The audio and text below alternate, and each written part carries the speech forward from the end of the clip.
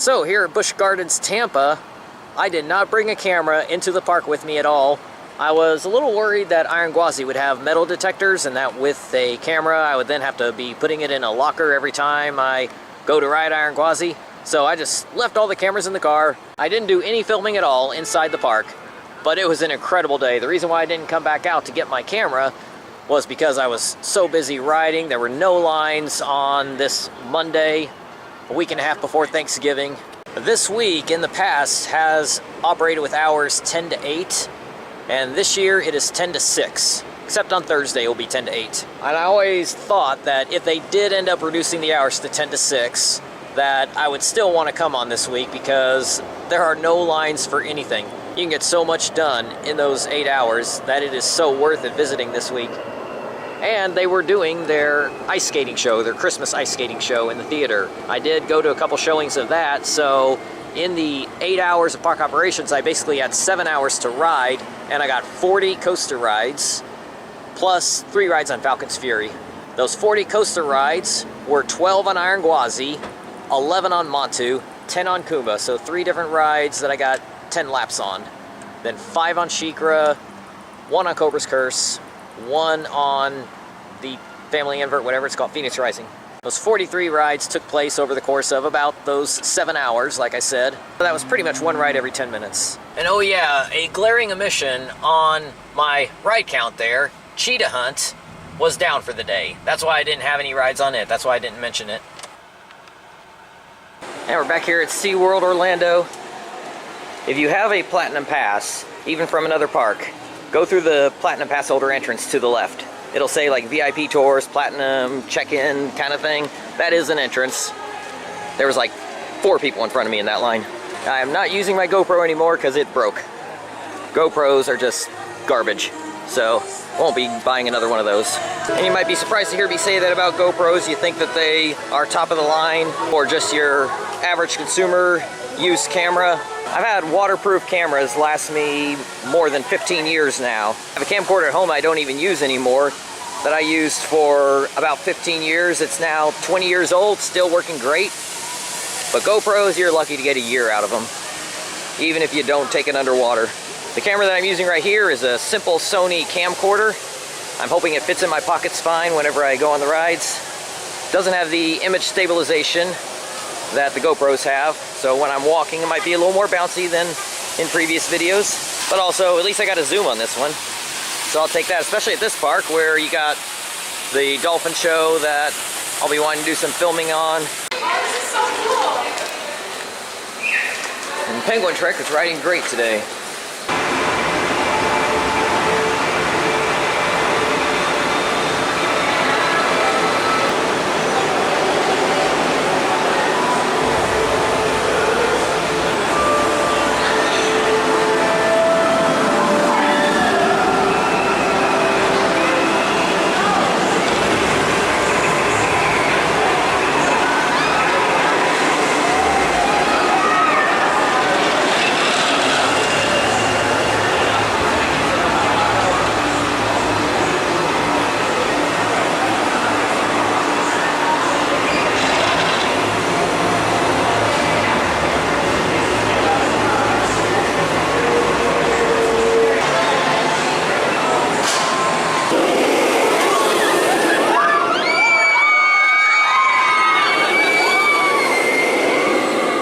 This is one you don't want to do after the Orca show. Or if you do, you better be one of the first ones there. The line really spikes right after the Orca show. This one's got a toy. It's an Expedition Odyssey. Their new attraction here, Flying Theater. So if you've ridden Soarin at the Disney parks, it's kind of like that. And of course it is themed around the Arctic. It is very cold in the queue, and you're going to be in there a while. Even on a slow day. There weren't that many people in front of me and it still took 30 minutes. The warmth out here feels so good now after being in there for quite a while. I walked right onto Pipeline the Nut Crusher.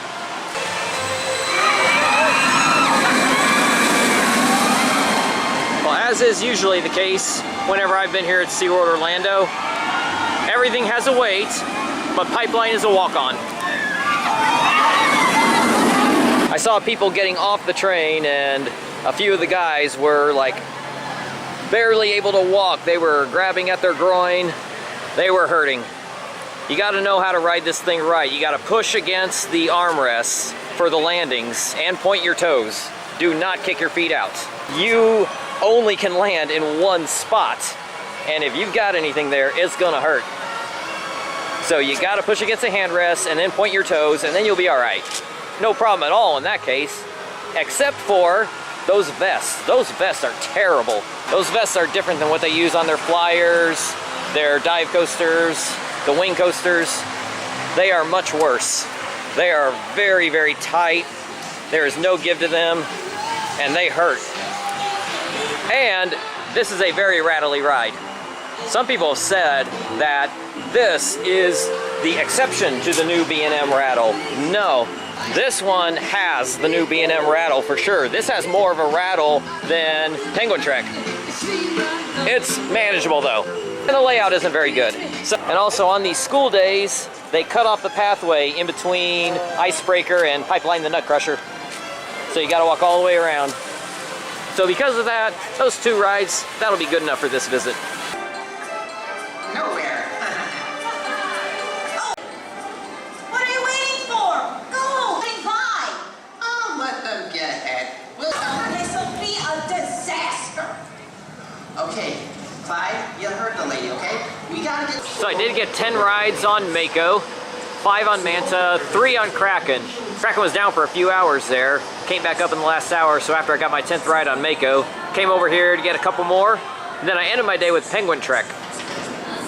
That is a seriously underrated family coaster. People gripe about the little bit of a rattle that it has, but they don't gripe about the rattle that Goliath at Six Flags Over Georgia has. Granted, that one's not bad either, but they're both about the same, so if you complain about one and not the other, it doesn't make sense.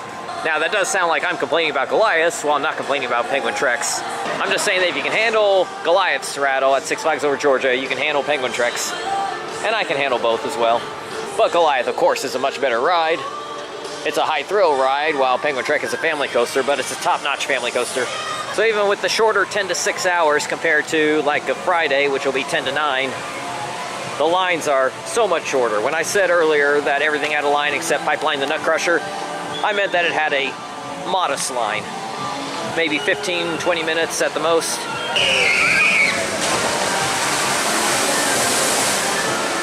I did go see all 3 main shows, the Orca, the Dolphin, and the Sea Lion. So that took up some of my time. Still ended up with 23 coaster rides and 1 on the Flying Theater.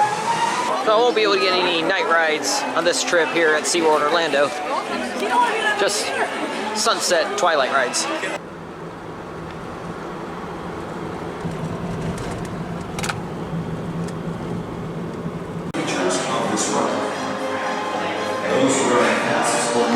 Yeah, it's what everyone does first, but if you can get in at the head of the pack, you'll be right on.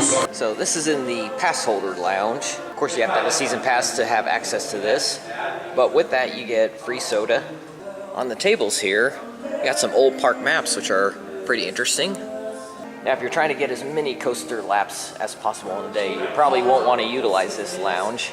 I've ridden the coasters here so many times. In fact, to give perspective, Mako was number 6 on my list. And between yesterday and today, I've gotten 13 rides on Mako, which pushes it back ahead of Iron Gwazi and also ahead of New Texas Giant.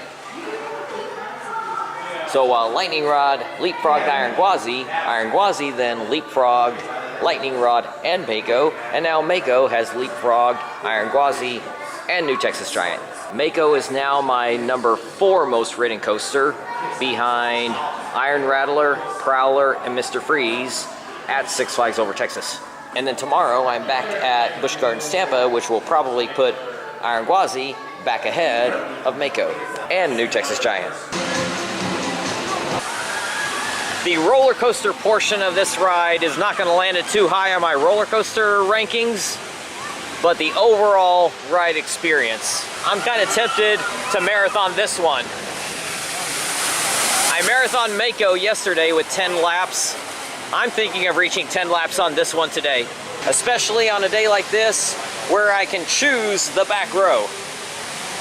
I don't really like this ride in the front row, and mostly because of what's coming right there. You can't see it, but the front row gets completely drenched on that little bitty drop. But in the back 2 rows, it's all just fine. So it's part dark ride, part log flume, part roller coaster. And in the dark ride segment, the evil queen, or whatever that is, towards the end of the dark ride segment, is lit up again. And honestly, that adds a lot to the ride. All right, 6 rides in the last hour, 15 minutes. Has my front side completely drenched, even with all of them being in the back 2 rows. 1 ride in the back 2 rows is not gonna get you too wet, but 6 rides over an hour and 15 minutes, even in the back 2 rows, will get you quite wet.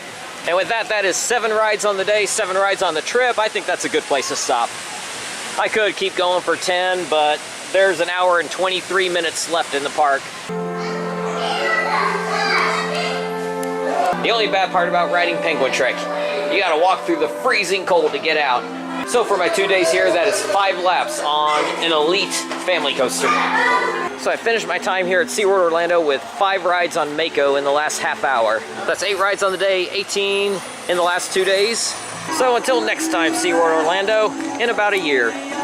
This was a great visit. I enjoyed my second day a lot more than my first.